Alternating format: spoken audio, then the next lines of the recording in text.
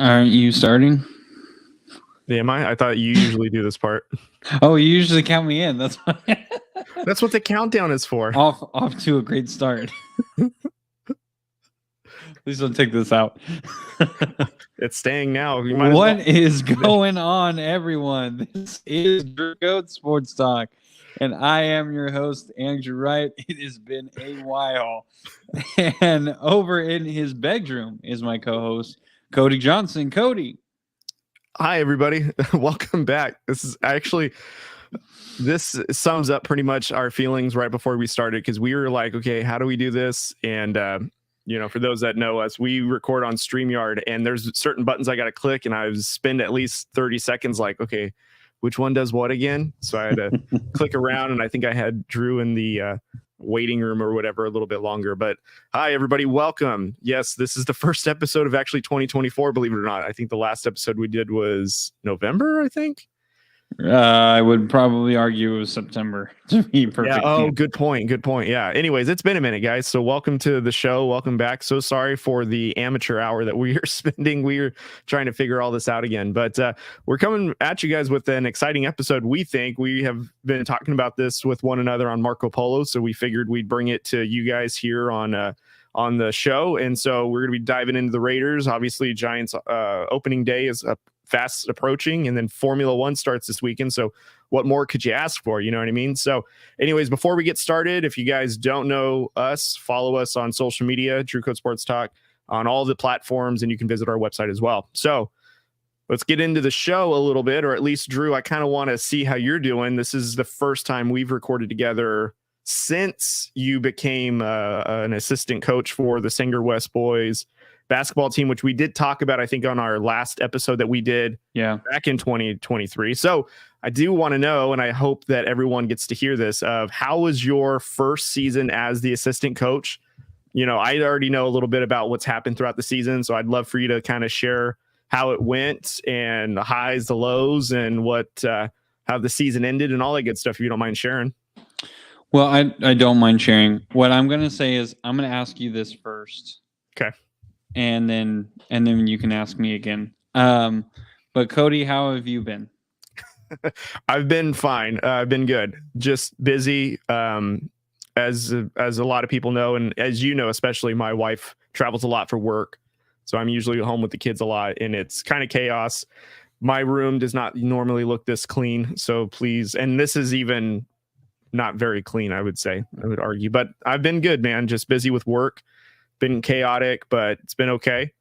And moving right along. We've actually got a couple of opportunities to hang out with one another. We did emo night for your wife's birthday, which was a lot of fun. Oh man, that was so much fun. I can't wait to do it again. I hope we do. And then obviously I've been getting Marco Polo updates about your basketball team and stuff, which has pretty much been the highlight of hearing what's going on and stuff. And I've tried to catch a couple of games. I went to the playoff game, of course. And that was awesome. And then I just know that you've been super busy. So like we've hung out sparingly, but I mean, overall kids are good. Holidays went great. So got some time away, and the wife and I are planning more vacations nowadays. So it's been real nice to kind of actually take time and do that. Like I never did that before. And so I actually planned out our whole weekend that's coming up on Friday. We're leaving out of town with no kids. So I had to plan all that, which was kind of cool. I've never done that before. So very nice. Well, good. Yeah. I'm glad everything's going swimmingly for you. And, it's good to see your face on StreamYard. I hope I have the filter on as high as possible. How about you? How are you doing before we get into Sanger West? You know what? I've been doing good. I've obviously, like you said, I've been very busy. Got a permanent position at Sanger West, not just the assistant coach, but working actually on campus, which has been a whole lot of fun. Yeah. I love the people that I work with. The kids are actually really great. I mean, there are some wild stories that you get, but honestly, we all went to high school. We knew what was going on, and you act like, oh, the admin or the teachers, they don't know what's going on. Well, let me tell you what they do. They know what's going on, because word travels fast. So I wish that's what I'm finding out. But yeah, it's a new experience. I really like being on campus because then I get to see a lot of the basketball guys. So I kind of develop more and more of a relationship with them, which has been really great. I mean, these boys have accepted me like instantly. I mean, just automatic. And I can't say enough about those boys. Those boys, I mean, sometimes they'll drive me absolutely nuts. But at the same time, those kids have been nothing but respectful, have done nothing but listen and try and take my advice and run with it. And when they've used some of my advice and realize, oh, you know, he kind of does know what he's talking about. Yeah. You know, it's really cool because you see that immediately, because afterwards, once they finally figure out, hey, what this guy is saying is actually, it actually works, then the next day they come right back to you and ask you a bunch of questions, and you're like, all right, here we go. So that is really cool. That's been really cool. So the first season as an assistant coach for the boys team last year, if you don't remember, I was an assistant coach for JV girls, and that coach ended up moving on to varsity boys.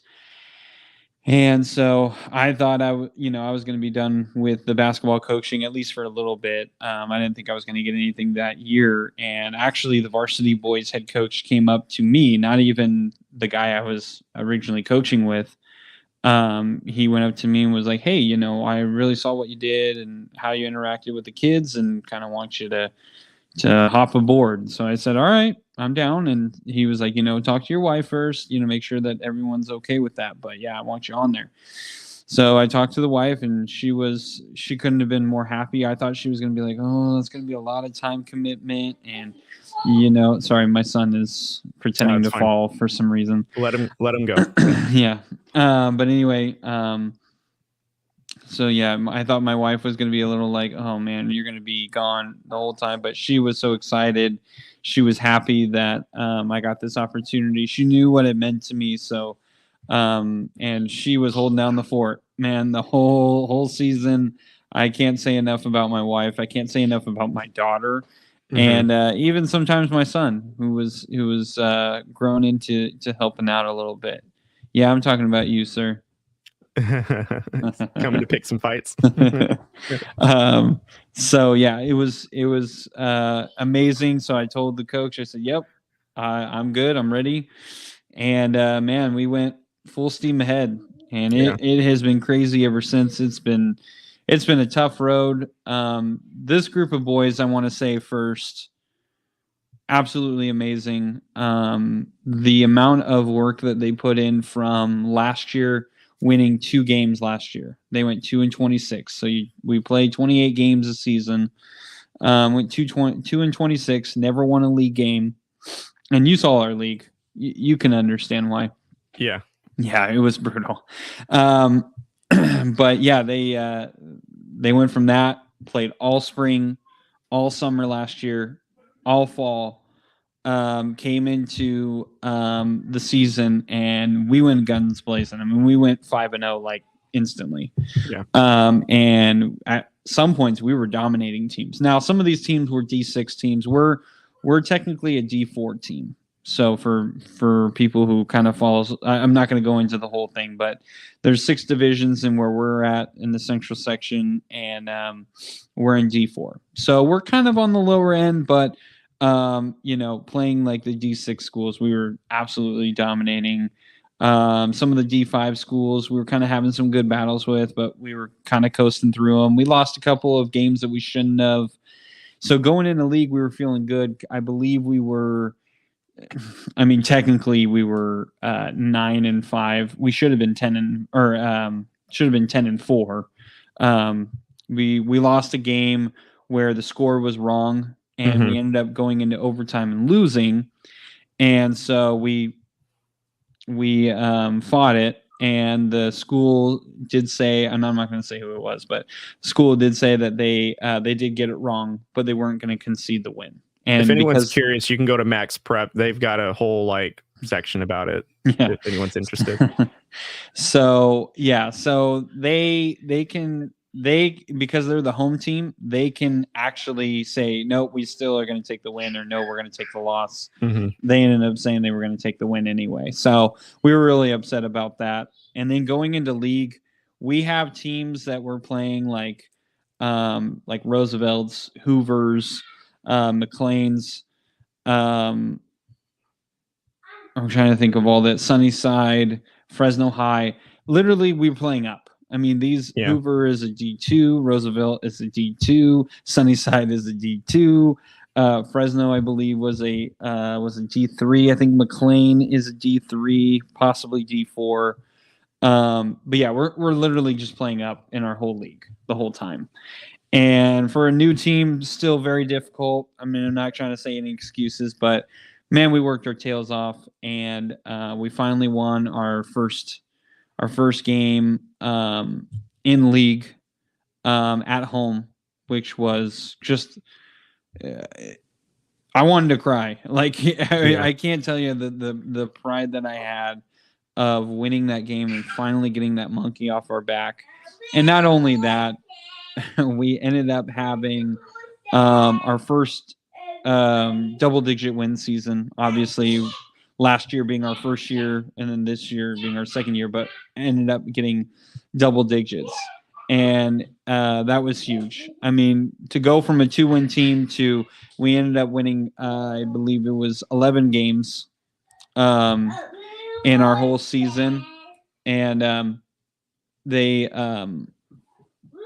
worked so hard to get there. I mean, it was just amazing. And I don't think these boys really understood what they ended up doing. I think they were just upset that, we did end up with more losses than we did wins. But it was really cool to see. And we got our first playoff game in school history, which was just absolutely amazing. And not only that, we got the first first boys playoff game at home ever in school history, which was a euphoric feeling. I mean, it was absolutely amazing to get that. And we went against this team that all they did was shoot threes. And Cody, you went to the game, so you can vouch for it. That's literally all they did. And so it was that, and that's kind of what we don't defend well. We struggled in a lot of games of defending the three, so it was a little worrisome. We went into it, and at halftime we were down by it was like 15, I think, or 17. Yeah, 17 or something like that. So yeah, it was starting to kind of look like it was a blowout, and I was like, man, I remember being at halftime and going, I don't know what I'm going to be able to say to these kids where they're going to be able to understand how amazing it is that they're even here after getting like completely blown out. Like, I don't know what I'm going to say to these kids. Yeah. And third quarter came, and we started seeing something. Yeah. And then the fourth quarter came. Chipping away smaller. Yeah.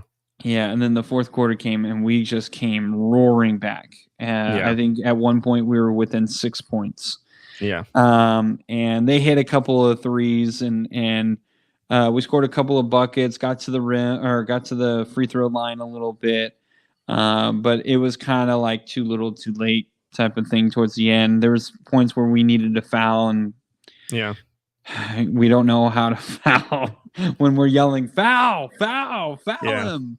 And I think they thought we were yelling at the refs. I don't know. Maybe there's that possibility, but all in all, man, it was an amazing feeling to be able to coach.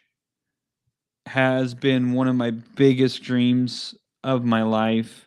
Yeah. And finally getting, I mean, I don't want to say finally, because last year I got that opportunity, and I guess it just felt like last year was going to be it because of everything that was happening. And I'm not going to go into that, but everything that was happening, I felt like, oh, okay, I'm not going to get another chance for a little bit, maybe when I become a teacher or whatever. And,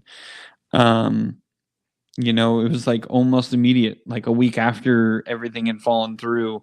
Yeah. The coach came up to me and was like, hey, I want you to be a coach as long as you want to. And I was like, yeah, hell yeah, let's go.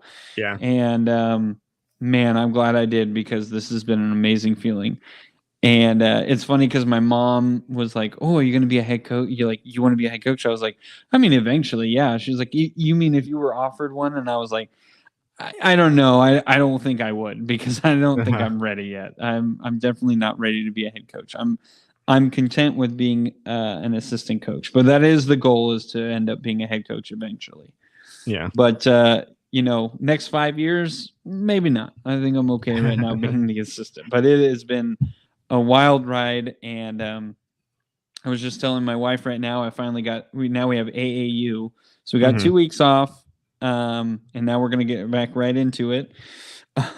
We have AAU coming up, which I'm going to be head coach for one of those teams, and then it's for a 7th grade team. So, and then we also have regular practice for spring ball for the high school boys. So we'll also be doing that. So it's full force again. Not going to be as crazy as the season, that's for sure. But the season is going to be even more intense next year, because it looks like we're going to go after some high quality teams that can get us a pretty good seed, hopefully, if we continue in our winning ways, and go into the playoffs. So yeah, everything's looking real positive. I love it. I'm so happy I got the opportunity, and it sounds like I'll be here next year. So yeah, well, getting to see the last game of the season for the team, and it kind of just, the team that you had was full of grit from game 1 to the first home hosting playoff game. So, and I actually, when I went to the playoff game, obviously, your wife was there, your kids, a bunch of your side of the family, my wife and we came to show support and stuff. And we were super pumped up for the playoff game. We're really proud of you for being the voice of the Hornets, because that's like a huge deal. Like, that's kind of your nomer right now, more so than assistant coaching. And then being able to see you do that. And I will be looking forward to when you get back into your grind, because, at night, getting your drive home polos were just always great fun to hear and listen to. And then I'd try to get back to you the next morning. And there's days where, man, I didn't get back to you, and I'm getting, another polo, and it's you heading off to practice, you coming back from practice, a game, and all this stuff. So I look forward to those. And so I know it's a lot of time commitment and stuff, but it's also really good to hear the progress, because, I remember getting your first polo about very first practice. You were there, nerves and getting to know everybody. Everyone's like, oh, who's this dude? And then towards the end of the season, you got some of these kids that are like really looking up to you and looking for feedback, and like seeking you to like coach them into certain things that they're trying to work on or get out of. So, seeing that progression and the start of it to at least the conclusion of this season is really, really, really cool to see. So I think Sanger West doesn't realize what they have in a coach like you, and as a loyal person like you. So I'm really excited for your next season, and I can't wait to hear about you being the coach to an AAU team, regardless of age or whatever. I think just getting that opportunity to that's gonna be fun. To put your hands on all that stuff, man. That sounds. I didn't even know about that. That's the first I'm hearing about it. So yeah, it's gonna be really fun. And actually, one of the senior boys that we had, so we had 4 kids, 4 seniors on our basketball team. And one of the seniors, he's actually going to help me coach the 7th grade AAU team that I'm going to be having. So that'll be really cool. It'll be kind of nice to. It won't be so weird not seeing him at practice. Yeah. So it'll actually be kind of nice to have some regularity to it. But I do appreciate your kind words. And one thing that it was really cool, like you were saying, the Marco Polo things, that was just me being able to vent to someone who was outside of the school, who could kind of understand and even like sometimes like be like, hey man, listen, I know you don't want to hear this, but you guys are a new program. Yeah. Whether you want to admit it or not, you are. And so you're going to go through some of these growing pains, and you just gotta make sure that you remember that. And so you're not just like constantly, up their ass all the time. Yeah. And you really helped me out with that. And I thought it was really cool because you were even saying at the playoff game, I was so into, because I had to do the announcing, but then I was also so into the game, and I was so angry at halftime because we were not executing everything that we literally told them. If you do this, we'll stop them from doing what they ended up doing to us in the first half. And so we were just so frustrated as coaches, but we were like, we can do this, we can beat them. And they believed it, and it was really cool. And then the fourth quarter came, and it was just such a huge thing that was happening, and the crowd was starting to really feed into it. And you even told me, you were like, listen, Abby, your wife, is in no way, shape, or form a sports fan, let alone a basketball fan. And you were like, she was on her phone half the game, probably more than half the game. Fourth quarter came, and all of a sudden that phone was in her pocket, and she was like, oh, they're coming, they're catching up. And she was into it. And I was like, that really means a lot, because my wife has been doing that all year. I come home, I vent to her just like I had vented to you. And my wife is not a basketball fan. She doesn't really understand basketball. And God bless her, she was like, fine, I'm going to learn basketball. If I'm going to be a basketball wife, I am going to learn basketball. And my God, she has. And then at some points I'd come home and I'd tell my wife and say, they weren't grabbing that rebound. They're not boxing out. They're just standing there, watching for the ball to come to them. And she's like, yeah, I did notice that, this guy over here, he was boxing out. And if that other guy would have boxed out, he had that angle. And then there was a guy who was running a streak. I was like, Jesus, are you coaching now? And she's like, well, I mean, so it was just so funny. I mean, she would just have these, like, she would tell me these things. She goes, I was noticing that. I was going to ask you, what happened with that. And I would just be like, man, like, you're basically a coach now. She's gonna do the girls varsity next. So it was really cool, and I can't say enough about my wife. I mean, she's a trooper. I know she doesn't want to hear about sports all day long. I try not to, but when basketball is kind of my life at that, from I mean, basically September until February. It was all basketball, and God bless her. She was like, yeah, tell me what happened. And she was a great listener. So, well, we both went to Disney on Ice when it was in town, and we were able to have lunch afterwards and hang out and all that stuff. Yeah. And she was really like, yeah, we just live a life without him. And then he just comes home, and then, all right, bye. We'll see you tomorrow, I guess, but yeah, she held it down, and she was doing her thing, man. I know that she's the best partner for you to hold you down in that sense, because if she understands the grind of sports, it's her. And as if I'm not mistaken, she's a previous athlete herself, and family has a long history of being athletes. So if there's any person in this world that's going to understand the grind of it, it's her. And, she's definitely the MVP that allows you to have these crazy jobs. Announcing high school football, baseball, basketball. Now you're assistant coach. You're to coach an AAU team. Like, where was this last year? This was like, if someone would have come up to you, Andrew, and said, man, in 15 months, you're going to be announcing in a high school setting, all these multiple sports, you're going to get an opportunity to coach on a varsity level team where you're kind of living out your dream. You'd probably be like, what lottery did I hit? There's no way that's going to happen. Yeah. Honestly, my first question would have been, how? Yeah.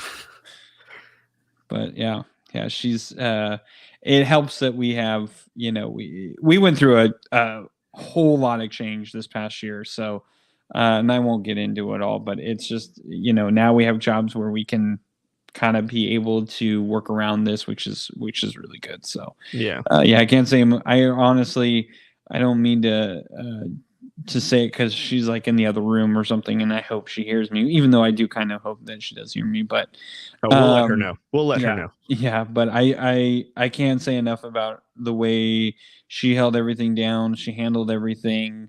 I'm such a spaz at some things, and I think she would even admit that I was trying to, when I'm here, I was trying to be present. I was trying to, do as much as I can.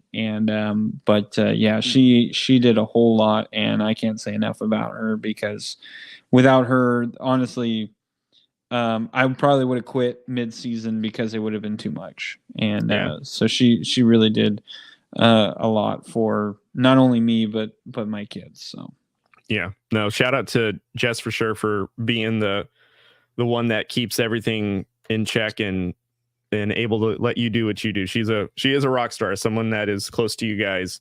She's definitely the right human for you, man. There's no doubt. So yeah, I agree. All right, man. Well, I guess we should start the show 26 minutes into it. I'm sorry, but yeah, no, it's been my life for what, 6 months. Yeah, so. I mean, we've put Drew Code on. I called it on standby mode for a while, and I was like, maybe I'll record an episode here and there. I think I did one, and I was like, it's so hard to do it solo. Like I get like some people can do it, but it's also like, you know, what am I talking? It's hard to not myself? Getting that feedback. Yeah, like this is so much better than like I'm talking to myself. And don't get me wrong, I'm long-winded, so you think I like talking to myself, but I don't. It's really more enjoyable when I have my best friend on the other side of the screen to talk to. So, 100%. Anyways, we'll now start rolling here. And Drew, I want to ask you these questions. So we'll start off with the Raiders. And as you know, like we had a tumultuous season. We let go of Josh McDaniels. We had quarterback woes. Thank God. Yeah, thank the Lord. And so, anyways, this whole offseason has been just basically, you know, it started off as a waiting game. Who are we picking as a head coach? What are we doing as a GM? Now we're kind of on the right track in terms of like our headspace is like, what are we thinking in terms of quarterback? Definitely not Jimmy G because he's, you know, pumping that juice. So he's not going to be on the team at all. My favorite jokes on, I'm sorry to interrupt, but on X where everyone was like, are we sure he was taking performance enhancing drugs? I could have swore he was not. No, he needs to get his money back if that's the case. He needs to ask for a refund. I told my wife what I really wanted to post, and I'm kind of mad I didn't. I don't know why I didn't, but I was like, man, I really wish I would have went on X and wrote, this is why we need to allow athletes to use performance enhancing drugs, because it doesn't always work. Well, hold on. Did you? So I don't know if you heard or not, and I can't remember where I saw this announcement. I thought X at another sports league promotion company, they're trying to come up with the enhanced games or something like that, where it's essentially a variety of like similar games that are like in the Olympics or in some form of like, you know, worldwide competition, to where they'll actually allow you to be on performance enhancers and compete. Yeah. Juice, whatever. You can have whatever you want that you think is going to get you over the edge, and then still have them compete in that same competition. And then I could have sworn I heard that X, or Elon Musk, Mr. Twitter owner, is the one that was going to help fund it or in some form or fashion, I thought. But you know, you might actually get your wish to allow some folks to be juicing and compete at the same time. So anyways, interesting. So the first question I have for you in this Raiders offseason is, as you know, Tom Telesco, we hired him as the GM. I know you told me this, but what's your thoughts regarding Telesco, and like, what are you hoping that Telesco does now that he's the new GM? So I'll start off with this. I actually really liked Tom Telesco. I thought he did an amazing job in Los Angeles for the Chargers. And I mean, for everyone who's listened to the show or who knows me, they know I'm not a Charger fan at all. I was even mad that my daughter goes to a school where their team or their school is the Chargers. And I was like, no, I can't. And then I almost told her, well, I did tell her, but she ended up buying it anyway. I said, you're not allowed to buy a shirt or a sweatshirt from them because it says Chargers on it. Mm-hmm. And she was like, Dad, it's not even the San Diego Chargers or the Los Angeles Chargers. It's just my school. And I was like, it still says Chargers, and I'm not really fond of it. Yeah. So, and that's actually a true story. Yeah, I really like what he did. I know a lot of people crush him for, well, he's the one who signed Derwin James. He made the trade for Khalil Mack, which actually Khalil Mack ended up doing I thought did a great job. Mhm.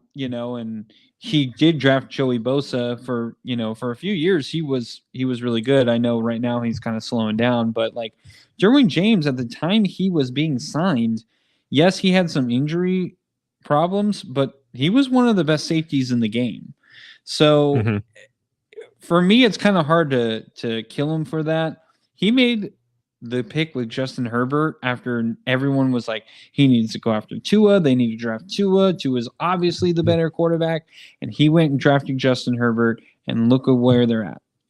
He's the one who was okay moving off. I forget who the running back was there with Austin Eckler. Totally blanking right now. But he was like, well, we're going to stick with just Austin Eckler and have him as our number one running back. Oh, you're And talking that's about worked Melvin Gordon. wonders. Yes, Melvin Gordon. There you go. And it's worked out splendidly. And a lot of people are like, I don't know if Austin Eckler can be a number one guy. Yeah, he's this workout fiend, but all he does is get injured. And it worked out great for him. People crush him about the Mike Williams draft. Well, listen, I think Mike Williams, when he's on the field, is phenomenal. He's obviously a game changer, and he works fantastically with Justin Herbert. Yes, he does get injured, but at the same time, he is a really good receiver. Keenan Allen again. So there's a lot of these good things that he ended up bringing to the Chargers. And the only thing I would have an issue with Tom Telesco is his issue is getting the right coach. And that's the only thing I am a little worried about with Tom Telesco. I think he hired the right coach. I think Antonio Pierce was the right move to go with, even if it ends up being like, really bad or like worse with Josh McDaniels. I think his hands were tied at this point. I know you and I have talked about this where we had a coach where a lot of guys were saying, a lot of the players were saying, no, let's keep Rich Bisaccia. Let's keep Rich Bisaccia. They ended up signing Josh McDaniels. Well, that failed miserably. So then Antonio Pierce comes in, and all of a sudden the team gets rejuvenated. And it's like, you can't do it again where you're like, no, the players are like, no, we want Antonio Pierce. And you're like, no, he's not the right guy. Like, I think Tom Telesco hands are tied. So if this Antonio Pierce thing fails absolutely miserably, I'm not going to blame him because I think, like I said, his hands are tied. He kind of had to make that move. It's the next coach that you can judge him on. Now, if it works out splendidly, again, I'm not going to give him all the credit for Antonio Pierce, but if he brings in the right players, and he already made a great statement saying, we're not trading Davante Adams. We're not letting him go at all. Yeah. I really like Tom Telesco. I think he did a bang-up job with the Chargers. The Brandon Staley thing and staying with Brandon Staley is kind of my issue. And, we'll see what happens, if Antonio Pierce starts going wrong, how long he'll stick with him. That'll be kind of interesting to watch. But for the most part, I think this is a great home run hit, in my opinion. I know you would have preferred Kelly as the GM, and I was on that board too. But second choice, and now I'm kind of starting to like think about it. He may have been my number one choice. I really like Tom Telesco. Yeah, I think my apprehension with Tom Telesco was the optics of, we're hiring the Chargers, old GM who they fired because the Raiders put an absolute shellacking on the Chargers to warrant their dismissal, basically. And, and I get like he has a really good track record with pointing out talent and signing some guys like, Khalil Mack. And I think at the time in this offseason, they signed JC Jackson, which was a huge one at the time. Like this was before obviously the season that they had a really underwhelming like playoff run where, the Jaguars came back and defeated the Chargers when they were up by 27 or whatever. Yeah. And I would have thought that would have been the offseason to get rid of, Brandon Staley, because like what coach survives that after like you're a defensive guy, supposedly you have all these signed players and you spend all this money and then you go and do that. And, I was like, hey, there's no way he keeps his job. And I would have thought like Telesco would have made the decision to like, we got to reset and we'll figure it out again. So my apprehension was the optics of it, of like, we're hiring somebody that just got let go from a job, and I would have so on and so forth. But the more that he's in, I think, yes, I was a huge fan of Champ Kelly, still am. I still think that he would have been a great GM. I think he's still under contract with the Raiders, so it's not like he's going anywhere. He's still on the team per se. To what capacity down the road, I don't know. But, I do love that he's still there. I do believe that he would have made a great GM. And, who knows? Some franchise is going to get real lucky and get him if he doesn't stick with the Raiders, which he deserves an opportunity. But, I think what's a great thing is like, Mark Davis hired Antonio Pierce first, which is kind of usually unprecedented. Usually, when you make a decision to hire one than the other, like you're deciding what person is going to be like essentially the voice of that team to like give the final say. And the fact that Mark Davis gave his nod to Antonio Pierce to allow him to be the current head coach, and then they brought on Telesco and all that stuff. So, I mean, I think it's great that you have a rookie head coach who's putting around some other former head coaches and other seasoned, coordinators to kind of like help him. And then you have, a guy in Telesco, who's a seasoned GM who's got a track record of finding talent and stuff like that. So I guess what I just really want to make sure is like, we get a guy that can actually get talent. And I think what I'm more concerned with is somebody that can find that talent and getting to a coaching staff that can develop that talent. Because for the past few seasons, our problem has been we would draft players, they don't develop, they go to another team, they do develop, and then they end up being like great players leaving the Raiders. So, what I would hope to see for the Raiders is like we get a coach that, stands on the culture that the Raiders is and expectations. And, I've seen a lot of his podcast interviews referring to Antonio Pierce about like what he's wanting to do with the Raiders, what he did getting in there, what his expectations are. So I'm excited about that. But I also want to see it on the field. I want to see what we do in the draft. I know that Antonio Pierce has a way to speak to players and expectations and stuff. And, he's not an X's and O's guy, but he's a guy that just works really, really hard and will make sure everybody else does that.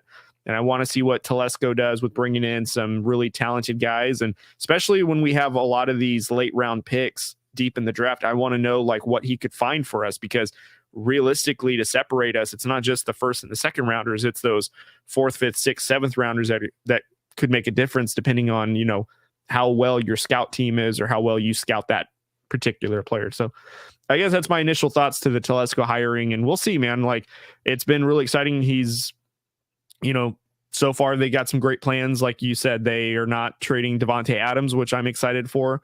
They made it known that they're going to attempt to re-sign Josh Jacobs, which I hope they do. I mean, he's only 26 and there's a lot of running back free agents on the market. And, Jacobs is one of the younger ones of the bunch. So he's still got a lot left in the tank if we can re-sign him. And he's been with the Raiders since, 2019? So, or 2018 or some, I think he was in that draft class. But regardless though, like Josh Jacobs, Max Crosby, those guys are Raiders. I don't know how we can let them go, especially Jacobs, and not, take care of them, so to speak. So that's my thoughts on the Telesco hiring.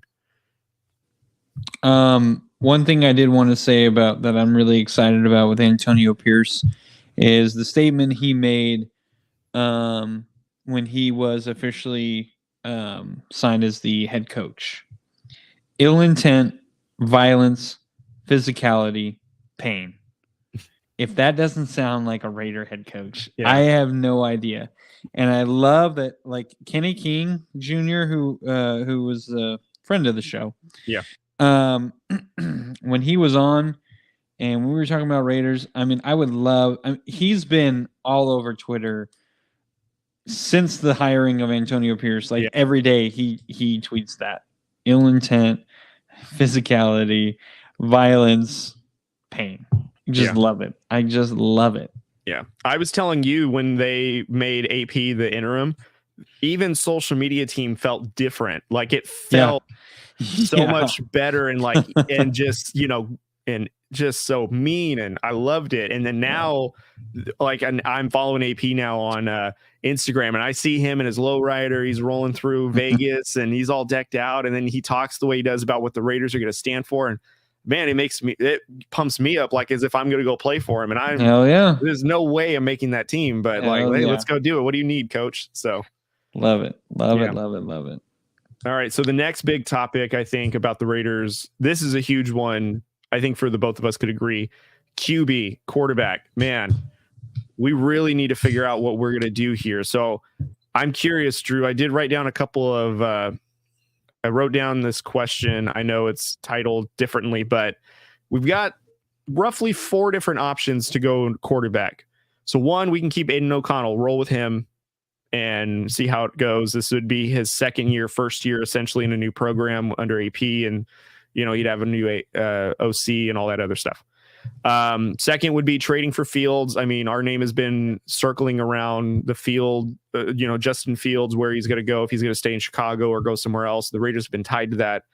So that'd be number 2. Number 3 would be we sign a quarterback free agent and, we go in that route. To me, that sounds like we're more of a renovation than a rebuild.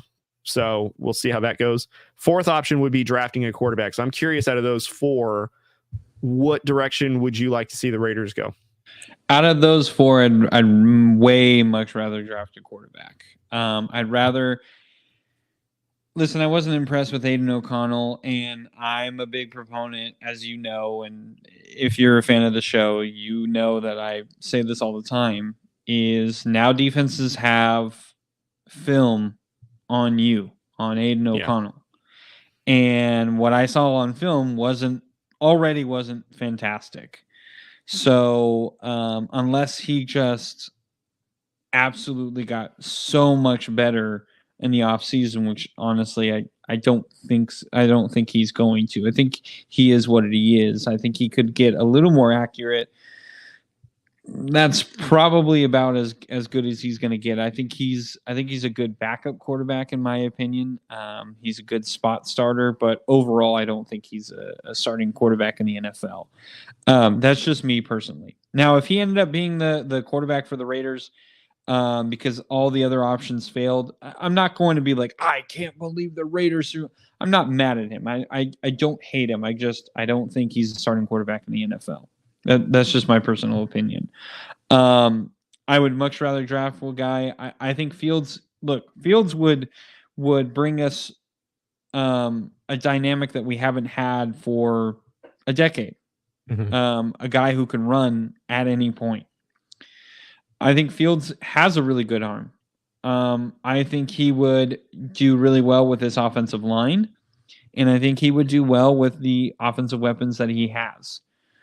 My issue with Fields is he doesn't seem to go through his progressions like we would want in an NFL quarterback. And I kind of am very worried about Justin Fields. I don't think it's necessarily he's a bad talent or he can't do this and can't do that. I think he's really good, and he's probably going to be successful overall. Mm-hmm. But in my honest opinion, I don't think he is a guy who is going to get out of his own way. And what I mean by that is I think he's kind of stuck in his ways now, unfortunately, because he's been in the league for a minute now. Mm-hmm. And he's making the same mistakes over and over and over and over again. And you could argue, hey, it's the offensive line in Chicago. They don't have that many offensive weapons. Fine. But I don't see the change in Justin Fields at all. Mm-hmm. I haven't seen him get better. I've seen him run more. I've seen him have more success when he runs more, but I haven't seen him get better. And there's a difference there. And so I'm not about that. I don't think there's really any free agent quarterback that I'm gonna, drop my panties for. I just think, there's not much out there. I mean, listen, Russell Wilson, I think I could get behind that. Mm-hmm. But I would first and foremost, of course, I would love to go after Caleb Williams. I think that would be fantastic. Caleb Williams, honestly, to me, looks like a Raider quarterback. I don't know why. Maybe it's just I've put it in my head so many times that maybe I just think he's a Raider quarterback, but he kind of looks like a Raider quarterback. Mm-hmm. Now, if we can't get him, Chicago holds all the cards here. I would say Caleb actually holds all the cards. He could ultimately say, "I'm not going to play for Chicago," and they could draft him, but then never have him. Pull an Eli Manning. Yeah, but all in all, I think if that doesn't work, the next best thing I think you need to go after is I don't think you're going to get Drake May. I think he's going to be like the very next player to go, or next quarterback at least, top 5. Did you see the video that Merrill Hodge said about Drake May on Colin Cowherd's show? He doesn't think he's a first-round quarterback. Oh, really? Yeah. I'm honestly, I'm glad Merrill Hodge said that because I'm kind of with him. I've seen some. Now I haven't watched all of him, so I, take this with a grain of salt. But I have not been impressed with everything that I have seen of Drake May. I'm not really impressed. With Caleb Williams, I think he's going to have to kind of get out of the whole, scramble around for 10 minutes and then find a receiver. That's not going to work in the NFL. I mean, we always say that, and people are like, "Oh, you wait. No, listen, it doesn't work in the NFL. The guys in the NFL are just as fast. Yeah, the guys in the NFL are just as fast. Yeah. So it's not about your speed. You have to be strong. You have to be able to stay calm under pressure. And I don't think he's proven that just yet, but I do think he could be really good. But I think the next guy that you're going to go after if you're the Raiders, Caleb Williams, is off the table, is Jaden Daniels. And the reason I say that, not because he's the Heisman Trophy winner, but I think because he has that relationship with Antonio Pierce. And I think those two quarterbacks are really the ones that make sense. Now, if you cannot get any of those two quarterbacks, I think you can maybe draft one later on if you want.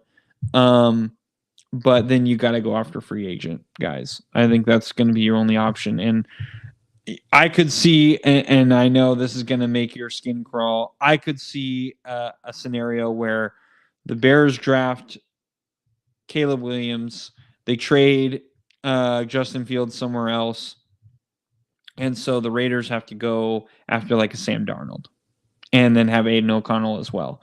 And I don't hate it. I know a lot of people don't. I mean, you hear Sam Darnold, you're like, oh shit. But I think that's why I would rather go in the draft. If you can't get that, I think your next best option is either Justin Fields, which I don't think is that bad, but I think he's kind of stuck in his ways, or you could go after like a Russell Wilson. But now you're going to have to go a little hard at Russell Wilson, and I'm not sure that would work. So yeah, that's kind of what I'm saying. Like, if I think your first option is draft, so you're not really going to look in free agency unless you absolutely have to. And if the draft fails, then you're going to have to go after. You're going to have to stick with Aiden O'Connell, and then maybe sign like a Sam Darnold type. You're really in love with Sam Darnold. I was. I'm not. Sound like you still are. Well, I mean, he's on the market and he's got an arm. I know he gets hurt, but honestly, I would probably still start Aiden O'Connell over Sam Darnold. I mean, unless Darnold absolutely wows him at practice. But the issue with Darnold is his decision making. He just makes too many mistakes. So yeah, and Aiden O'Connell doesn't really make those mistakes. He's very conservative and sometimes to a fault. But you're going to take that over a guy who's going to give the other team a pick six, Yeah, well, anyone that spends any time in Carolina, you got to get out quickly before it ruins your career, and almost ruined Sam Darnold. So yeah, luckily he got out. So I guess here's the thing. I agree. I would, if I were the Raiders, I would focus on drafting a quarterback, because here's what's tough, man. Aiden O'Connell's he's a decent quarterback. He made it in the NFL. He was a 4th round draft pick. I mean, no offense, but Brock Purdy was the very last pick in the draft. And by all, I guess, objected standards and according to the draft, that means Aiden O'Connell should be better than Brock Purdy, right? Because he was drafted 4th round compared to Mr. Irrelevant. But fact of the matter is Aiden O'Connell, he was a typical quarterback out of the 4th round. He had some problems. He had a game against the Chiefs where I think he only threw for like 90 yards or something like that, some really low number. And it was really tough. Now, again, the Chiefs have a really great defense at the time. So rookie quarterback, we're kind of going through a little thing with having an interim coach and all that stuff. So we'll just throw that out there. Now, Aiden O'Connell did show improvement throughout. So it was looking better. But for me, there's still just a lot of questions that I have. This is how I also feel. I don't know if I want to waste any more of Devontae Adams' time, because I was even saying on Marco Polo at some points, like, hey, I wouldn't be surprised if we just traded Devontae Adams and helped him out. Just like, we're going to rebuild. I don't know if you wanted to hang out with us and while we go through it, but he was down for it. We're going to keep him. We're going to go from there. So I would actually be okay, if not in favor of trading for Justin Fields, if there was not a quarterback that we felt we would get that we love. Like, for example, if we wanted to go after Jaden Daniels or Caleb Williams, and that's it. Those are the only 2 on our boards. And it's like, if we don't get these guys, plan B or C in this scenario would be Justin Fields, right? I'm okay with that. Like, according to a lot of these analysts and experts, those are like the 2 top quarterbacks. Like we just talked about, Drake May has a lot of question marks. I actually like Michael Penix Jr. Does that mean, though, that the Raiders should go after him? There's other quarterbacks, JJ McCarthy, you got Bo Nix, and a handful of other quarterbacks in there. But, who we've named off are basically the top 6 quarterbacks in this draft class, right? So if the Raiders don't get any of the guys that they like, and now it's like, well, do we go for an older free agent? And the older free agents that are available are like Kirk Cousins, Ryan Tannehill, Russell Wilson. Like, do we really want to go for a wild card spot, or are we growing for the future? If we go after Ryan Tannehill, I am not going to watch a Raider game at all. Let me turn you on to this then. What if we sign Baker Mayfield? Because he's a free agent. I don't hate that. I think Baker Mayfield could actually do well with the Raiders. To me, Baker Mayfield is a middle of the road quarterback. I think he's very accurate.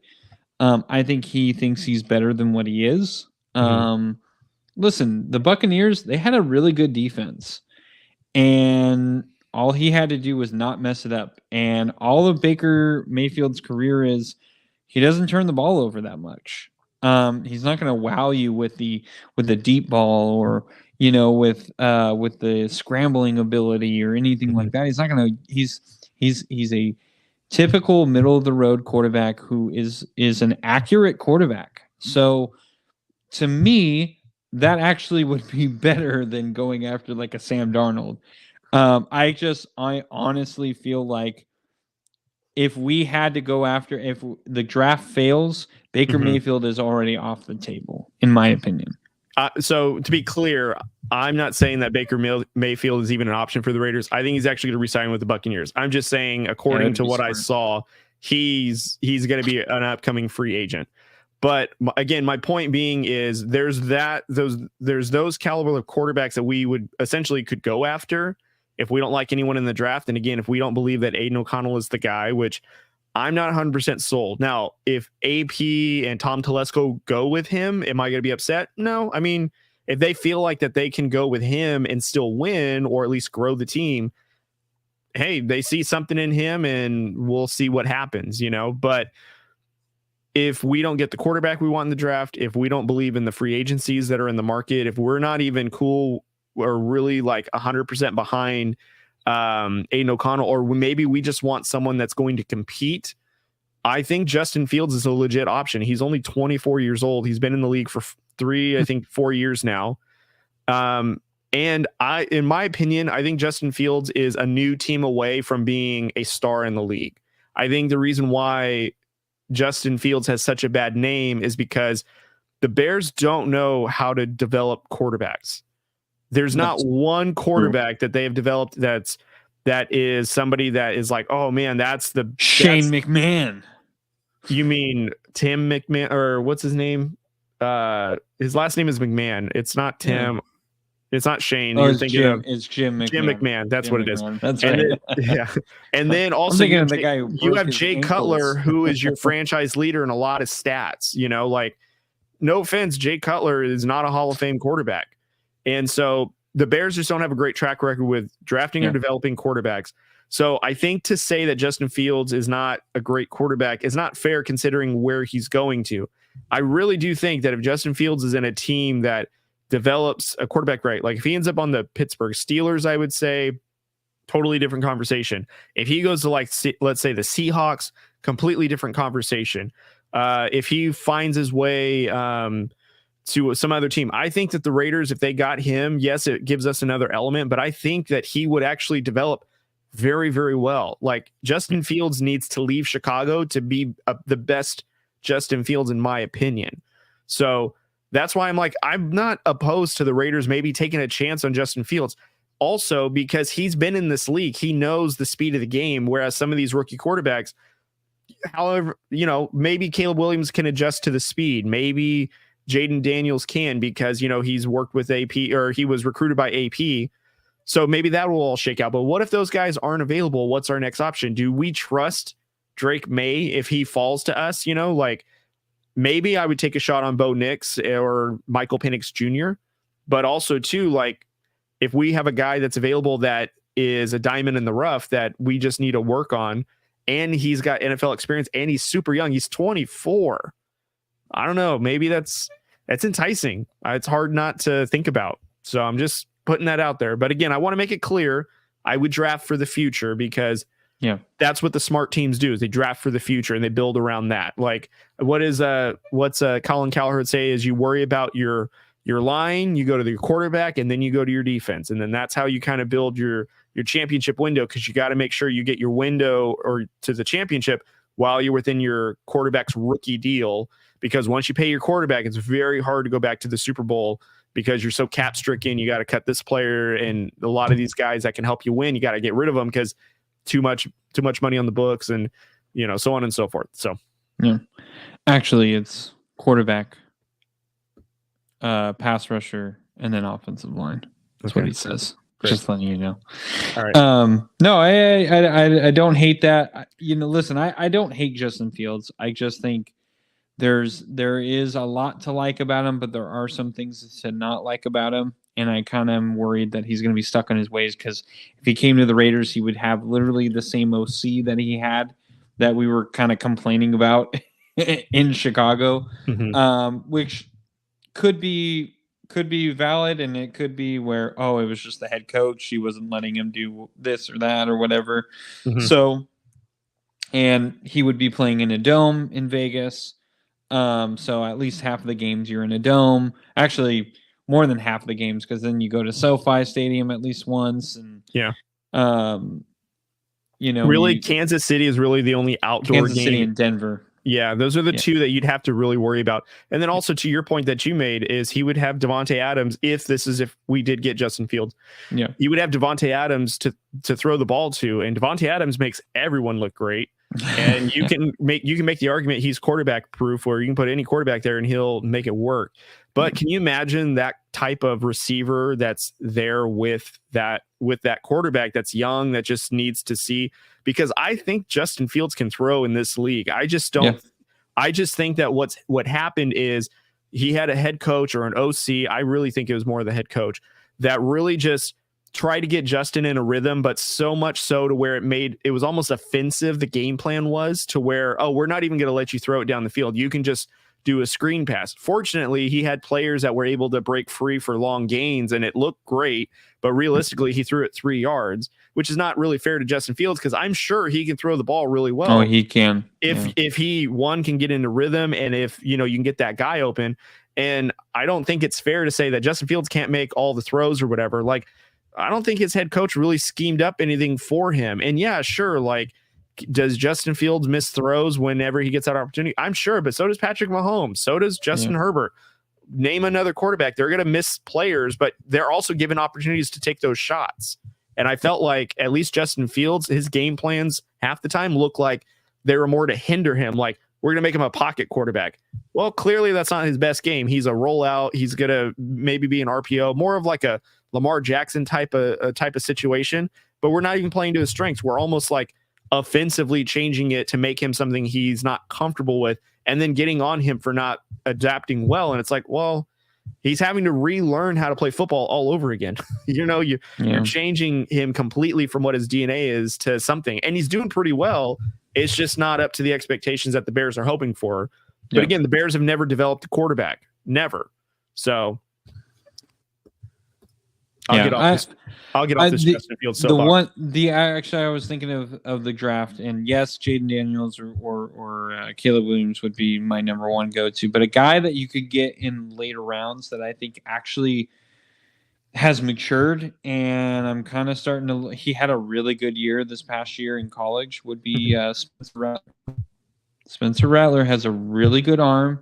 He has the scramble ability. He does make some bonehead plays, but he would be, to me, an upgrade over Aiden O'Connell, and I wouldn't hate that if that was the only option we had, or at that point, or draft him and then go after some free agent and keep Aiden O'Connell and see what plays out. Sure. If I'm also being completely, someone I was going to throw out. That's okay. I'm not a fan of his attitude and maturity, but whatever.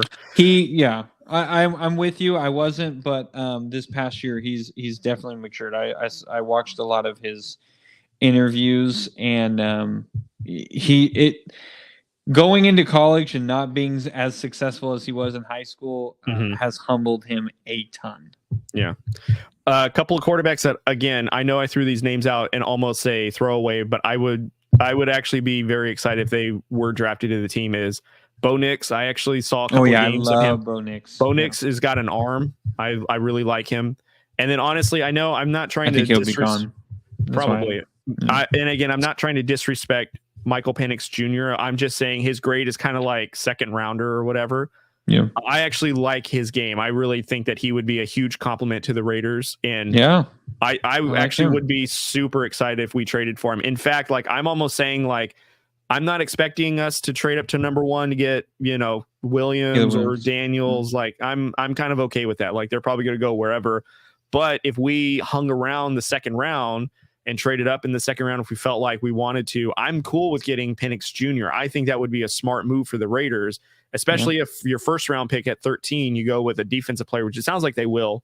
And then, in your second round, or maybe trade back into the first round to get that quarterback that you want. I'm okay with that because I think that Penix Jr. and Nix, I think, are quarterbacks that I don't want to say overdraft, but I would be okay if the Raiders reached for, because I think that they've got a lot for them, I like the Nix move. My only worry with Penix Jr. is he's not really a scrambler, and I think we kind of need a guy who can at least scramble a little bit.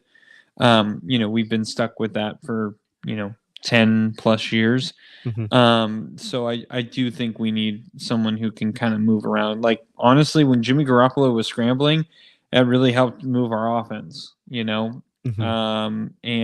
So. Yeah, I think we need a guy who can move, and unfortunately, Penix Jr. is not a guy who can move. He's got a really nice arm, but we saw in the championship that when there's defense in your face, he can't really do anything, and I think that was a little worrisome for me. So, but I do like him. I wouldn't hate it if we got him. So I'm with you. Yeah. All right, let's move on to Giants real quick. I think I'll just. Give me your thoughts on the San Francisco Giants offseason signings in the cleanest way you can tell me. Well, I actually really like what they've done. The only issue that I have with what the Giants have been doing this offseason is they're taking it very slow. We're taking our time on signing some of these guys, like Cody Bellinger just re-signed with the Cubs. And I felt like that was a natural fit for the Giants. Now, we went and got Jorge Soler, who I really love. I've been a big I've been trying to get the Giants to sign him for a couple of years. I think I've said it multiple years where I was like, I think that's a guy who the Giants need to go after. So it was good to see them finally do that. He's a big power hitter, but not only is he a power hitter, he actually drives in a lot of runs, and I think he really fits in with this ball club really well, and I like that signing. The Young Ho Lee, the guy from the Korean League, I hate that they're comparing him to Ichiro, but when you watch him hit, you're like, well, it's not bad. It's not a bad comp. I don't know if he's going to have the career that Ichiro had, but I think this guy. I mean, Bob Melvin has immediately said, barring like the worst spring training a guy has ever had, he's going to be our leadoff hitter. I mean, no question, he's going to be our leadoff hitter for 162 games as long as he'll let us play him 162 games. Like, he's sold on him. This guy is going to be good. He is not going to be. He probably won't get a career 100 home runs. He probably will be around a 275 to 300 hitter. I think he's that good. His approach at the plate is so Ichiro-esque. It is wild. I really like that signing. I think that was a great move for the Giants. Of course, I would have loved to again got Ohtani and Yamamoto. And I know a lot of these Giants fans are like, Farhan Zaidi, he's this terrible guy. Listen, you're going against the Dodgers, who have not only just the money, but a lot of kids grew up liking the Dodgers. The Dodgers is just such a brand. It's hard to go against that. And so, yes, I would love to see us finish signing some of these like big names, but at the same time, Ohtani wanted to be a Dodger, plain and simple. He was. It was the Dodgers, the Giants, and the Angels who were like a finalist to sign Ohtani when he first came, and the Dodgers had some reservations, and so he ended up going with the Angels. He wanted to be in LA, so it shouldn't be a huge surprise that he went to the Dodgers. Yamamoto, when he saw Ohtani go there, I think that's what did it for him. And it sucks as a Giants fan because I think we had a really good chance of getting him if he would have if Ohtani went literally anywhere else.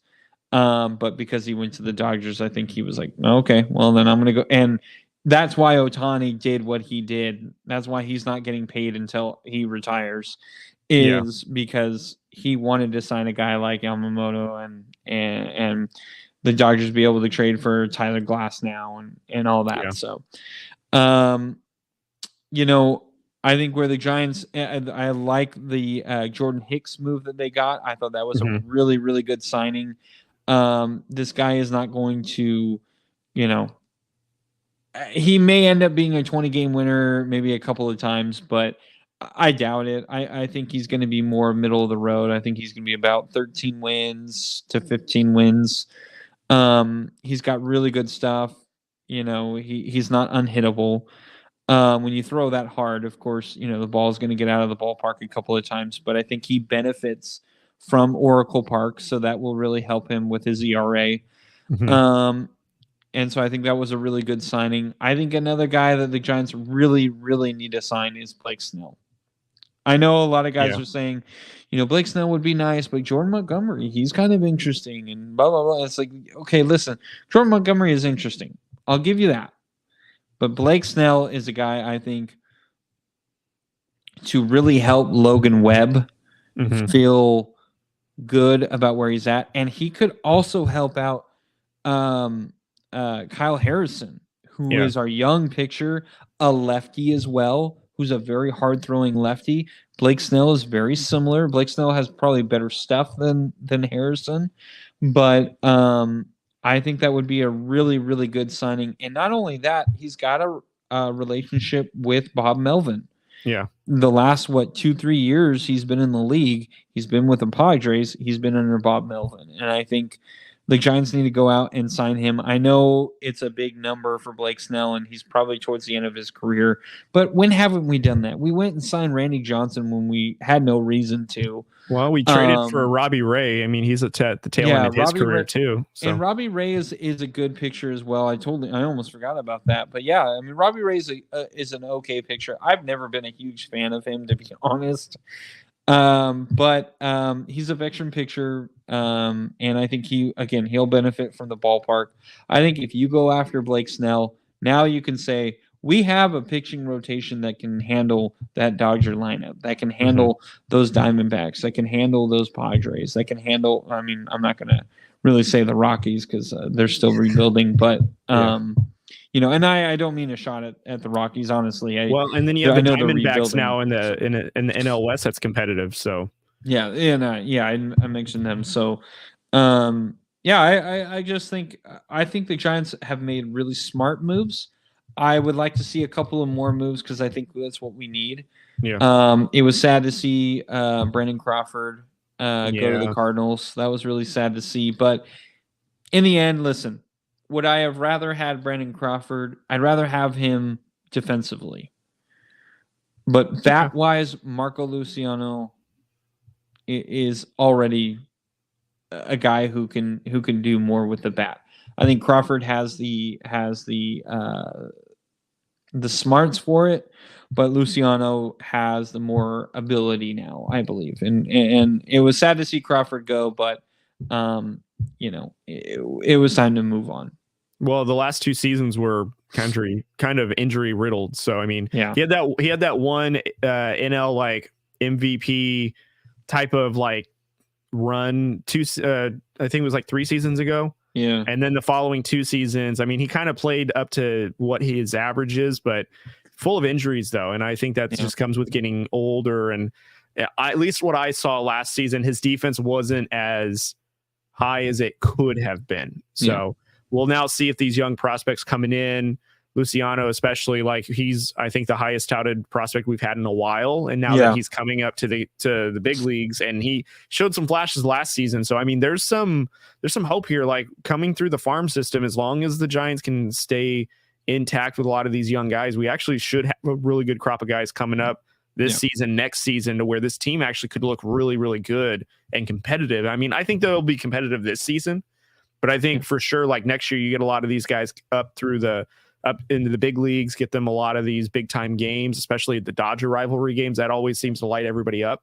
I think we're on the right track, and it's sad to see some of these older players go, but also too, it comes with the change. Like we can't always honor these legends and then miss out on the young players, because that's what's running this game right now. That's what we did previously. We would keep the guys that we had because they had the potential, like Brandon Belts. Like, Brandon Belt was great, but he constantly got injured. He was constantly, not as reliable. And he had a really high on base percentage.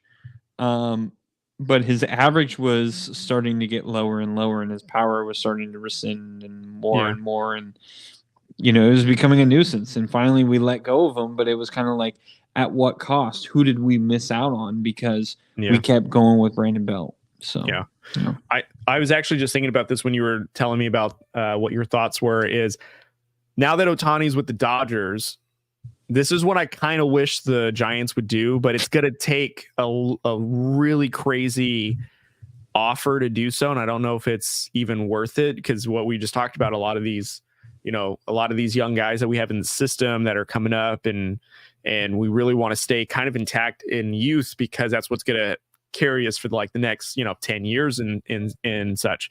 Is what happens if we can put together a package of some sort to maybe get Mike Trout onto the Giants? Now we have that guy that has that big bat. He's got that notoriety name where it can draw in fans. And then you have half the season, or almost the entire season, where you've got Mike Trout versus Ohtani, Giants and Dodgers. I think that would be phenomenal, but I don't know if the Giants have the pieces to make it happen. And I think Trout still has 5 years left on his 10-year deal, or whatever the number is, or however many years are left. But if I, just as a person who loves to have a rivalry within a rivalry, I think that would be fun if the Giants found some sort of way to get Mike Trout on the team, which I know it's not going to happen, but imagine Mike Trout and Ohtani when they see each other during those Dodgers and Giants games, man, that would be so fun. I will say this. I do think the Giants do have enough to put something together where you can get players who would be able to play now and obviously prospects as well. Probably some draft picks you'd have to throw in there as well. But and I think honestly too, cash consideration would actually be, because the Giants still have an abundance of cash that they could give out. And so I've been telling you this. So I do think that they have an ability to go after a guy of Mike Trout caliber. Right. Honestly, the only thing I think that there would be a big issue with is Mike Trout. Mike Trout probably does not want to leave the Angels for the Giants. The Giants would have to sell him hard. But to be perfectly honest, the issue right now is Mike Trout is technically in the LA market. And you go to San Francisco, yeah, you're going to be the king of San Francisco. Absolutely. I mean, probably, especially at least in during baseball season, over Steph Curry. Like, no doubt about it. During the baseball season. Yeah, during the baseball season. But all in all, I just don't think he would leave. I think he's comfortable. He wants to stay with the Angels. I think right now, yes, winning. I don't doubt that he doesn't want to win, but I don't think that's his major motivator. I think his major motivator now is get to the end of my career as this great baseball player, and then move on to the next step in life. Yeah, that's sad, because I think if the Giants had the opportunity, because again, like we've been for 3 years, it feels like saving money to get some all-world player that seems to pass us up. So we've got an abundance of cash just hanging out.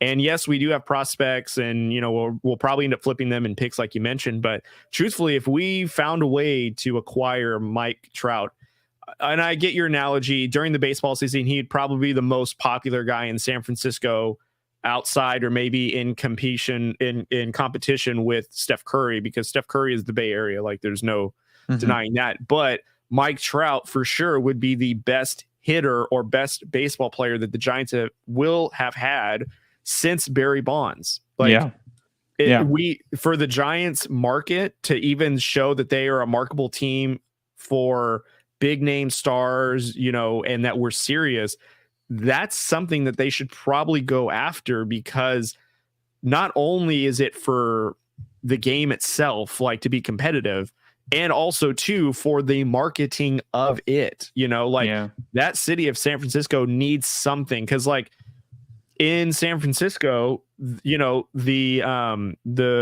Warriors they're kind of outside of San Francisco, not even really in San Francisco anymore. Yeah. They're kind of like on the outskirts of it, like in a nice part of San Francisco. But like where the Giants play, they're like in the heart of San Francisco, in the heart. Downtown. They need as much of that notoriety during the baseball season as possible, because they got that beautiful park right there. And to have Mike Trout in the outfield and the batting lineup, just being able to put his name on the tickets along with whoever else you have on there would be great. Like, that is something that San Francisco desperately needs in terms of like marketability, to show that we are able to take care of stars.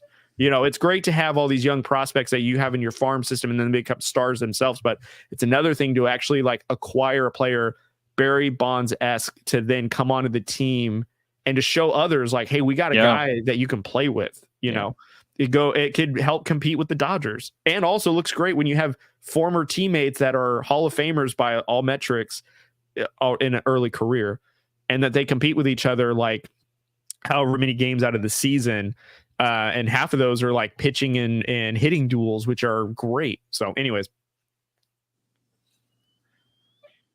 Yeah, I agree. I mean, the best hitter since Barry Bonds was Buster Posey, but the best power hitter that we've had since Barry Bonds, and I think this puts in what you were kind of saying into context, is Jorge Soler. Mm. I mean, he hasn't even played for the Giants yet. Yeah. He's our best power hitter we've had since. I mean, Buster Posey was a great hitter. He was a guy who was around, 15 home runs every year. But Barry Bonds was average. I mean, we were seeing 40, 50, 60, and at one point 73 home runs. Yeah. Which was insane. And we never saw that again. And like, we haven't seen a 30 home run hitter since. We haven't even seen a 25 home run hitter since. So, that I'm with you. I think Mike Trout would be amazing. And I think Giants would absolutely open him with welcome arms, and the fans would just absolutely lose their shit over Mike Trout. But I know I would. The fact of the matter is I think him personally, he doesn't want to go there. I think he's content with being in LA for the rest of his career. But who knows? You know what? San Francisco and Anaheim is a 45-minute flight on a private jet. It ain't nothing.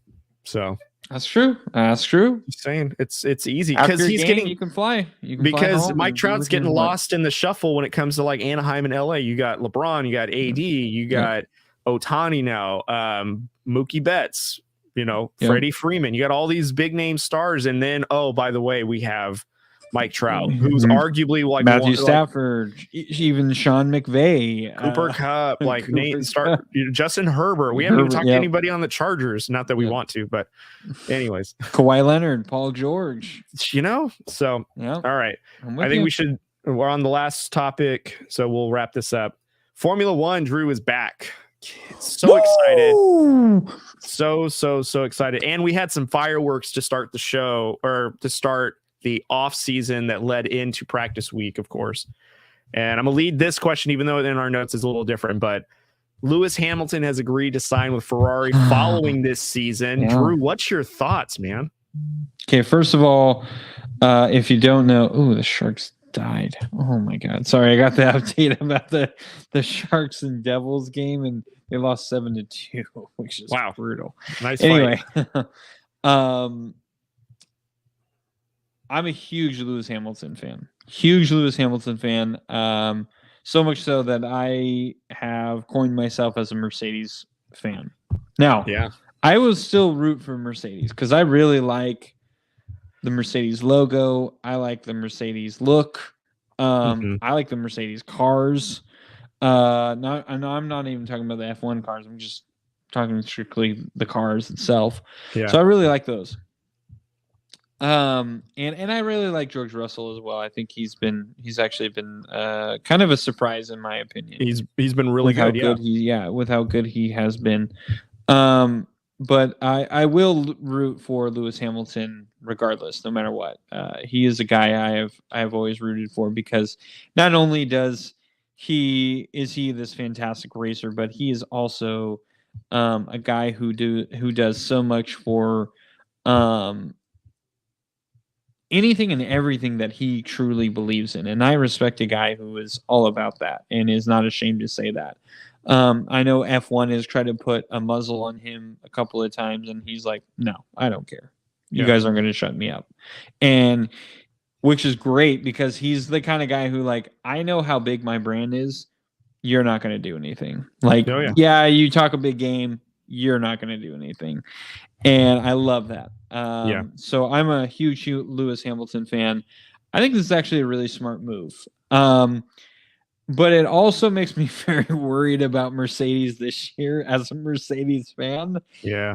Because if you haven't watched Drive to Survive, the new season, this isn't going to really be a spoiler alert, but there is one episode where it's the Mercedes episode, as I air quote that. But Lewis Hamilton, they're talking about, whether he's going to sign for another year or not. He's kind of back and forth about it. And then George Russell says, well, if Lewis Hamilton doesn't re-sign with Mercedes, it's going to say a lot about where Mercedes is at as a Formula One team. Like, it's going to say a lot about that he doesn't even believe that Mercedes can do it. And now, of course, he was talking about this upcoming year. But Lewis Hamilton he ends up signing obviously with Mercedes for this year, but then next year he's going to be with Ferrari. Yeah. I got to tell you though, it still gives me pause. It gives me pause because I am very worried about how Mercedes is going to do, and it seems like a lot of people are kind of like third or fourth place, maybe a chance at second place, but I would say more they're going to be third or fourth in the Constructors' Cup, which is very worrisome. Yeah. Because they were in second place this past year, and we were talking about them like, oh my God, they're terrible. So how much worse could it have gotten is a little concerning. Obviously, we saw how McLaren ended. They were fantastic. So that is a constructor we have to worry about. But all in all, I was trying to tell some people at work who are also F1 fans. I was trying to explain to people who weren't F1 fans. I was like, listen, I got to talk about it because this is wild. Like, Yeah, I don't think you guys understand how big this is worldwide, globally, if you will. Lewis Hamilton signing with Ferrari would be like if when Tom Brady was a free agent and him signing with the Dallas Cowboys. Like that is how big it would be. Yeah. Like we would be like, holy shit, that's crazy. Yeah. And or Shohei Ohtani signing with the Dodgers. That was big. I mean, everyone in the sports world was talking about where is Ohtani going to go? Where's Ohtani going to go? Another big one. I was like, man, I would even put it in the spectrum of LeBron James leaves the Lakers and goes and plays wide receiver for the Dallas Cowboys. Like that's how big that story is globally. Yeah. Now in America, it's like, if you're an F1 fan, holy cow, that's crazy. If you're not really an F1 fan, you're like, yeah, I think I've heard of Lewis Hamilton and Ferrari. That's a big name. Yeah. All right, good for him. But people who don't really follow Lewis Hamilton or Ferrari or really know or care about cars, you're kind of like, whatever, that doesn't do anything for me. So that's why I kind of say LeBron James like playing football or end up signing with Manchester United to go play soccer. Like that would be insane. Yeah. That's kind of what it seemed like to me because I think everyone kind of figured Lewis Hamilton is not going to leave Mercedes. Yeah. But he ended up doing it. And people are going to kind of I would say people are going to compare this to like Kevin Durant where, he's ring chasing. But I think this is kind of a smart move because for all intents and purposes, for as bad as Ferrari was last year, they were barely third place. Like they could have gotten second place if George Russell didn't do well in one last race. Yeah. So I think this is actually a really smart move by Lewis Hamilton. And I love that he's going to be driving with Charles Leclerc, which is going to be even more interesting to watch. Yeah. And, if I'm Mercedes, I would arguably go after Carlos Sainz because Carlos Sainz has been the number 2 driver. You don't even have to tell him, hey, you're the number 2 driver. You can argue, listen, George Russell and Carlos Sainz, you guys are battling out for who is going to be our number 1. And Carlos Sainz, arguably last year, in my opinion, a lot of times had a better year than Charles Leclerc. There were a lot of races where he crashed and didn't finish, and I think that's why he ended up lower in points. But overall, when he was in races, he was always in really good positions to get really good points. And Charles Leclerc, I think, would be in second most of the time or would get pole and would drop down to like 5th or 6th. Whereas Carlos Sainz would work from, hey, I'm going to be P7, and he would work into like a P4 or P5. And so I'm not saying that Sainz is a better driver. I'm not saying that at all. I think Leclerc is the obvious choice. But I do think there are times where Sainz, and I think last year specifically, looked really, really good and held his own. So it was kind of surprising that Ferrari was willing to move off him so quickly. Yeah. But at the same time, I think it's an opportunity for Mercedes to be like, maybe we go after Liam Lawson, who had some really good drives with Red Bull and arguably could be very upset with Red Bull because they ended up sticking with Daniel Ricciardo, where Liam Lawson really looked like he deserved a seat. I'm not saying that Daniel Ricciardo doesn't, but you could go after him. You could go after Carlos Sainz, who's a veteran driver who's been in the circuit for a while now, and there's a lot of moves at Mercedes. So I know a lot of people look at Lewis Hamilton and going, "Oh, that's awful," which it is. Losing Lewis Hamilton is awful, but at the same time, there's a lot of good prospects out there. There's a lot of good that can come about this. Now you have so much you can do, where you're not just confined to one guy and. Hey, if he's down in the dumps, oh well, he's Lewis Hamilton. We can't get rid of him. Now it's like we're kind of free. If he starts sucking, we go after someone else. It doesn't really matter. We're not the team that let go of Lewis Hamilton. So yeah, I actually think so. I don't think that Carlos Sainz would be going to Mercedes. I partially agree with the majority of what you said regarding Sainz and Leclerc. I think Sainz, there are some races where he is gunning to be the best on the track. And then there's other ones where he is, I wouldn't say intimidated. I'm not going to say that, but he's not aggressive and he doesn't look like he has any desire to progress more than what his position is. There, 100%. At least last season, there was, I could see him being more aggressive and he was, following the game plan and a lot of times trying to overtake Leclerc and get into that higher position. And you would see them kind of battling it out. And there's, I think, one race last season where they took each other out. Both of them were too aggressive. And then they just both went out like first couple laps of the opening of the race. But there's some things about Carlos Sainz, like he's a really good racer. He deserves to be on a Formula One team. I think he was a good fit for Ferrari. I think what's tough is Ferrari had a lot of expectations to be the number 2 team behind Red Bull over Mercedes. And yes, they were barely the 3rd team, but there was a lot of struggle with them in some of the heart of the season where you really needed to see them really come out and show that they are, the second best constructor on the grid.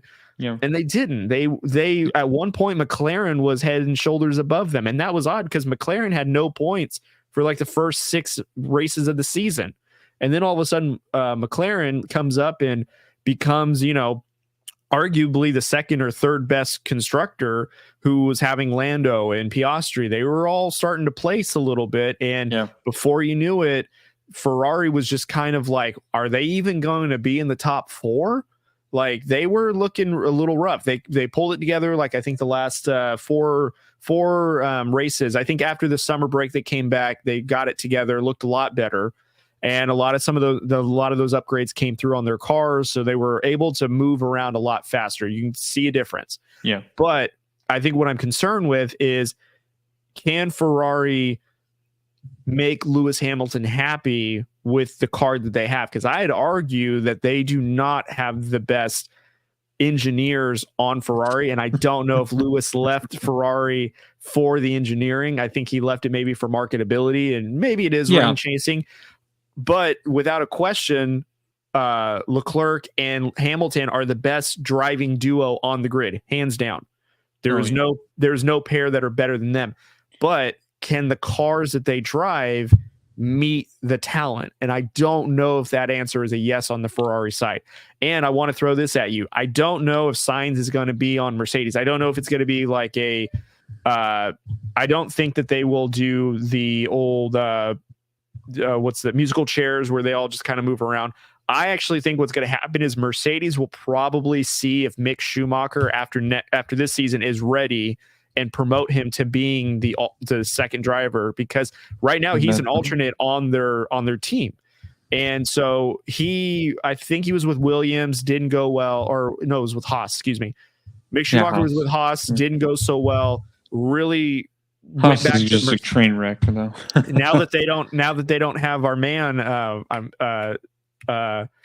Günther Steiner. Gunther. They don't have Gunther anymore. So, but Yeah. anyways, but Schumacher though has spent the last season under the Mercedes and alternate driving, very similar to what Ricciardo had to do. Yeah. And I think Schumacher is a talented driver, and given a great Agreed. team, if he gets into that second driver spot, unfortunately, where's Carlos going to go? He probably will end up going to probably back to McLaren or Alpine, maybe the new RB team or KB or whatever it's called now, maybe that alternative team. But I feel like that this is going to make Carlos Sainz look bad because he's the odd man out. But I don't see Red Bull making a space for him, although I think Checo's out the door. So that's another topic. And I don't think that McLaren is going to just kick out Piastri. I think they like him. Norris just signed for a 2-year contract extension. So Norris is locked in until after 25 minimum. So the only thing you have left is Williams. You have, I think it's RB, formerly known as Alfa Romeo. And then you have Aston Martin. But Aston Martin has Stroll and Fernando. So I think Carlos Sainz is an odd man out come next season. So I do think Lando Norris is a sneaky pick for Mercedes as well. I think going off what you were saying, like with the Mick Schumacher thing, if that fails or for some reason George Russell starts regressing, they have an easy out because they can be, well, we're just going to go after Lando Norris, who actually that might be a really, really sneaky pick. But we'll see what happens. Yeah, and I was actually Nick DeVries. He's with what's that team with Yuki on it? AlphaTauri, but now they're renamed something else. There's 3 new renames, isn't there? I don't know, honestly. I have no idea. I thought they were going to add No, it was just one. It's just one team. No, I think it's still Alfa Romeo, right? I don't know, man. They changed Alpine their name more is than still Alpine. Yeah, Alpine has not changed. Alfa Romeo changed their name. There was... Let's see, there's 10 constructors, so this shouldn't be hard. Mercedes, Red Bull, Ferrari. It's not hard. McLaren. Yeah. Okay, I have it. Okay, so it's Mercedes, Alpine, Haas, Red Bull, McLaren, Aston Martin, RB, which is the former Alfa Romeo, because they have Danny Ricciardo and Tsunoda. No, that's AlphaTauri. AlphaTauri, excuse me. AlphaTauri. Okay, then they have Ferrari. Then they have Saber. Oh, that's former Alfa Romeo, huh? Yeah, and then they have Williams. So there's 2 name changes. I take that back. There's 2. Okay. Anyways, complicated. Yeah. All right. All right. Well, I don't have anything else. That was my last point. So it'll be interesting. It'll be an interesting F1 season. Just kind of from the driver's perspective of who's going to go where next year. That's going to be this season is going to be so fun because not only are the races going to be interesting, even though I do think that Red Bull is still going to be dominant on top. Yeah, because they changed the whole car and somehow it looks so much thinner.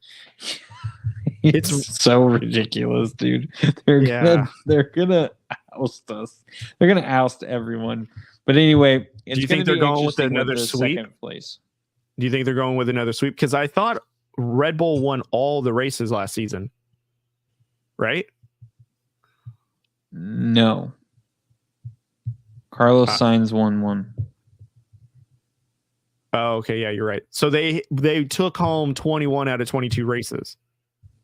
I think it was more like 20. I'm gonna have to look this up because we'll have to look it up. But yeah, it's something ridiculous where they dominated. I know it wasn't a sweep. I know that for sure.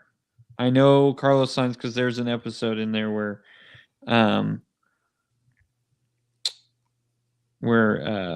Sainz wins one. I can't. Of course, it's not gonna show up. Are you sure he didn't podium? That was it. Because sometimes Drive to Survive features a guy, and you think he won the race, and really it was P4 or something. No, there was like one or two races where Red Bull didn't get it first, but I mean, it just never seemed like that, I guess. But anyway, I think they're going to be as dominant. I don't know if they. I think they have a really good chance of sweeping, to be perfectly honest. Yeah. But if McLaren is where they were at last year, to this year, I think they actually have a decent chance of beating Red Bull. And I think with the whole Christian Horner situation that's going on right now, that also could play an effect as well. Why is he ordering too much catering again? No, you didn't hear about the sexual assault allegations towards him? No. What? Okay, well, yeah, he's right now he's being investigated, and they said that they're going to come. The investigation is going to conclude tomorrow, so we're supposed to find out if there's going to be any discipline for him or worse. Oh wow. Okay. Or better. I don't know. So. Interesting. Well, yeah. I'm still comfortable with my Red Bull pick. So for those that don't know, we did a fantasy draft of Formula One teams, and I targeted Red Bull at once. You said, well, you need to have a constructor and then all that, and I was like, oh, I know who I'm going for. So I let everyone else take a driver, and I made sure I didn't take a Red Bull driver because I wanted to make sure I got Red Bull. So I was going to tell you this. On the draft, and we're wrapping up, guys. So we're going to talk about fantasy F1. So if you're not interested, thank you for joining us. Anyway, you actually went after both drivers that I had last year. I had Charles Leclerc, George Russell, and I had Red that's Bull. right. Yeah. Well, you literally went after my team last year. Well, I really wanted Max Verstappen, but I was like, if I want Red Bull, because I remember this strategy worked for you. That's why you got so far ahead. You took, at the time we did principals. This is why we changed to constructors. You had, I think it was Horner. No, you didn't have Horner. I had Red Bull as the constructor. Oh, you had Ferraris. You had Ferraris. I had Aston Martins. That's what it was. I had Mike Crack. You had Mike Crack, and that's right. Because what would happen is you would get points. You would get points because as the principal, you got points for both drivers. So you were double dipping. And you had your guys that would obviously finish whatever. So I had Verstappen, who would always finish first. And I think my second driver was Hamilton. So his was more sporadic. He'd either finish literally P10 or P2 half the time. Yeah. It wasn't consistent. But then I had I think you had Ferrari. No, I had Alpine. I had Alpine's guy. That's right. You had Alpine.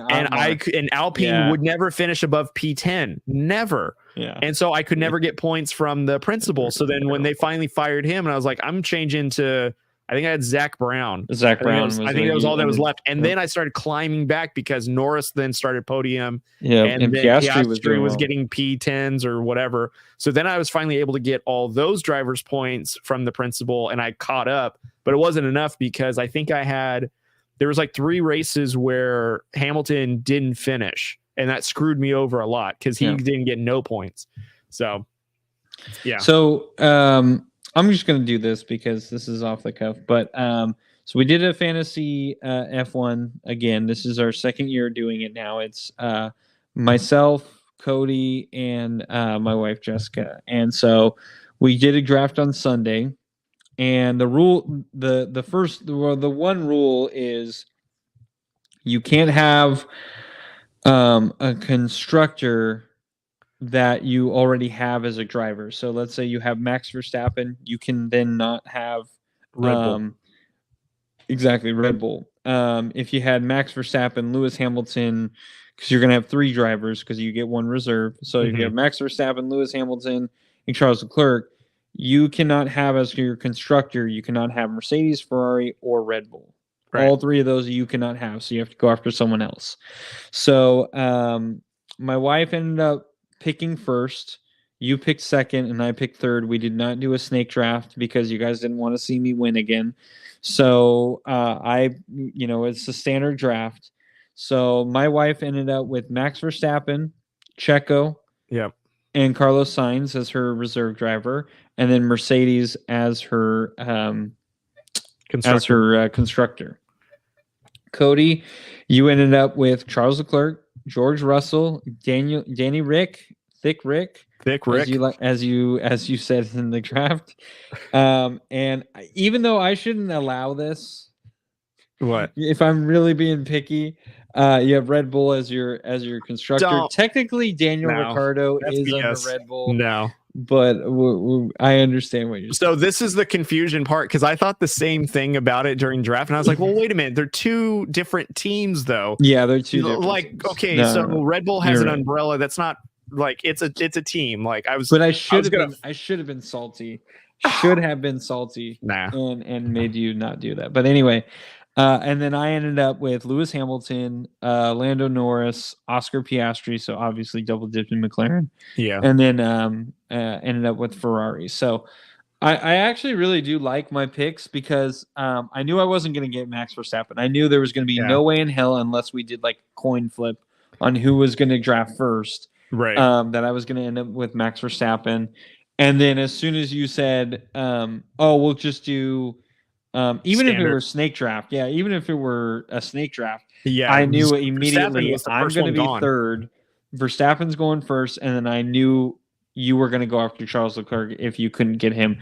I thought maybe there was an outside chance you would go after Lewis Hamilton, but I figured you were going to go after Leclerc, and you did. And so I was like, okay, I'm going to go Hamilton, and then I honestly thought you were going to go Lando Norris. I knew my wife was going to go Checo. I was this close. The only reason why I didn't go Norris was because, and I had mentioned this too, like I'm not 100% sure if McLaren can duplicate what they did last season. I don't know. And as soon as you said that, I was like, that. I'm getting Lando Norris. I was like, yes. So I was kind of happy, because I actually think McLaren's going to be pretty good this year. Yeah. So. I mean, don't get me wrong. It's fun to see McLaren do well, because Zach Brown is the wildest principal. He's wanting to fight everybody. So I think it's always funny to see him like interview, and he's always ready for an interview. He's never like too busy for it. So yeah, that's true. So we'll see. Last year I won. I'm hoping to repeat, but it'll be interesting, to say the least. And then this time we're not doing points based off of qualifying. We're only doing race and sprints. So. Which I think that did help me as well, because Charles Leclerc got pole a couple of times, and then Fernando Alonso really did well in qualifying, so that really helped me a lot of the times. Well, you would have Mike Kraken. He would get both Aston Martin drivers to place. Let's be honest, Stroll never really got me points. No, I mean, so that's true. I mean, he got me points on the race sometimes, very sporadically, but it was pretty rare he got me points on qualifier. That was you know what? He did the same thing to Aston Martin, so you both are in the same. That's true. That's true. He didn't do much for either of them. You are correct on that. All right, well, let's go home, Drew. All right, guys. Well, thank you so much for listening. Sorry it was a long God, I totally blanked. Sorry, it was a long episode. But this was our first time back. We're so happy to be back. And I don't know how often we're going to be able to do this, because like I said, basketball is literally starting up this weekend. But it's not going to be as strenuous as it was. So I think I will have some chances to do this. But anyway, we appreciate you guys sticking with us. If you are interested in the partners that we have, I believe we're on FNX Fitness, Fanatics still, SeatGeek, we have all those. So you can go to the link in the bio on our website, on our social media sites, anything like that in this episode, you're going to see it all in there. So you're more than welcome to use that. So thank you guys for listening to this. Cody, it's great to be able to do this again. You kind of already shared the social media sites: Facebook, Twitter, Instagram, TikTok, YouTube, all that jazz. Subscribe, follow, whatever it is. We want to interact with you guys. Please, if you have any questions or any comments about the episode or episodes, or about how we look, we want to hear from you. We want to know, and we want to interact with you guys. So that is it for me. So Cody, what are your final thoughts? Well, these episodes are becoming more exclusive by the day. So hopefully we get a chance to get together before summer, I suppose, because I know that you and the fam are taking summer completely off, which I highly encourage. So hopefully, well, we're taking July off. July Well- is our off. well, I mean, August school starts. So, I mean, it's not too far off, but you're taking a whole month off, which is what you deserve, is what I'm trying to get at. So the wife finally gets you all to herself up until you have practice and all again, that stuff. not to myself. We'll have the kids around, unfortunately. Anyways, so we just appreciate you guys sticking around with us. We'll try to push out an episode here and there whenever schedules permit. Again, I doubt we're going to do anything solo. I'm not trying to surprise anybody. I don't think so. So just look out for, TikTok or whatever, might have some videos, and also watch our past stuff. We have tons and tons of content from previous years of wild takes that didn't come true or did come true. So go check all that out. And like Kevin Durant is legitimately going to the Lakers, like I said. Yeah, that was a great proclamation on your part. Yeah. It was worth a shot. We haven't even done our NFL season review yet, where we basically did not think that the Chiefs were going to win the championship again. So we haven't even talked about that. Yeah. But anyways, so another time, another day. So anyways, guys, thank you so much for listening. We will bid you adieu, and we will catch you on the next episode. Have a good one. Be well and be kind to one another. We'll see you. See you.